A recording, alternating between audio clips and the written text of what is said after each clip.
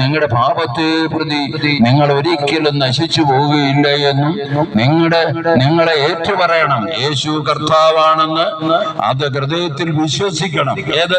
നമ്മുടെ പാപങ്ങൾക്ക് പരിഹാരം ചെയ്ത ഒരു ദൈവത്തെ നമ്മൾ ഹൃദയത്തിൽ വിശ്വസിച്ചാലും അത് ഏറ്റുപറഞ്ഞാലും മാത്രമേ ആ അവകാശത്തിൽ നമ്മൾ പങ്കാളിയാകുകയുള്ളൂ.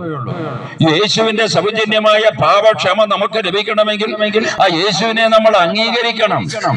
ആ യേശുവിനെ ഹൃദയം കൊണ്ട് വിശ്വസിക്കണം. അവൻ കർത്താവാണ്. കർത്താവ് എന്ന് പറഞ്ഞ ആരാണ്? നമ്മുടെ ഉടമ. കർത്താവ്, കർത്തൃത്വം എന്നൊക്കെ പറയുന്നത് നമ്മുടെ ഉടമസ്ഥാവകാശം.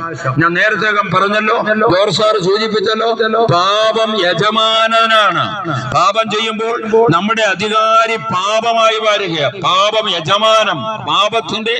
പാപം ചെയ്യുന്നവൻ പാപത്തിന്റെ അടിമയാണ്.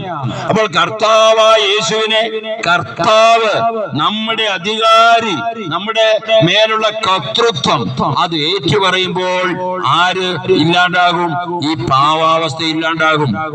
ഈ നമ്മൾ ആരാണോ നമ്മളെ ഭരിക്കുന്നത്, ആ പാപത്തിന്റെ മേൽ കർത്താവായ യേശുവിനെ ഏറ്റുപറയുകയും ഹൃദയം കൊണ്ട് വിശ്വസിക്കുകയും ചെയ്യുമ്പോൾ നമ്മുടെ കർത്തൃത്വം, നമ്മുടെ യജമാനത്വം കർത്താവായ യേശു ആകുകയാണ്.